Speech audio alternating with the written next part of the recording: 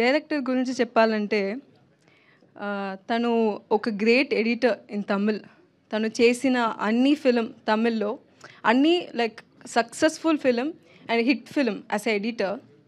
ఇది తనకు debut film, కానీ ఇది డెఫినెట్గా it will be a successful directional film for him. Because తను ఒక passionate, dedicated, and also he has the experience of, you know, directing like 4-5 films, you know, that much experience he has.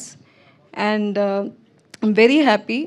And Vijay Antony garu, so ipudu if you see all the films of Vijay Antony garu, anni oka content oriented and annitlo oka social message untundi, social awareness ఉంటుంది.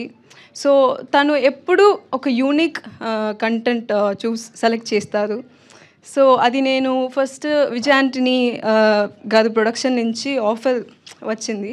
So నేను ఏం అడగలేదు, ఏం information అడగలేదు. I said okay, I'm doing it, that's all. So అలాంటి movie జరిగింది నాకు. And Ajay గురించి చెప్పాలంటే, Ajay is like a mini version of Vijay Antony sir. So any body language, like the way of speech, everything will be like same as sir. So I was very happy to work with him, and he's a very talented actor too. And technically the film is sounding well and good. I just wanted to, in this stage, I just wanted to add one information. ఇప్పుడు మీరు అందరూ court movie కదా, court estate versus nobody, ఆ movie చూసారు కదా. అది ఒక big hit ఇక్కడ తెలుగులో మాత్రం కాదు, లైక్ ఆల్ ఓవర్ లాంగ్వేజ్లో big hit. I wanted to say congratulation to director Ram Jagadish గారు.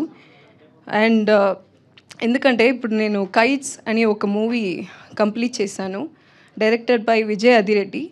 And Court movie director Ram Jagadish గారు దాంట్లో రైటర్ అండ్ స్క్రీన్ ప్లే చేశారు.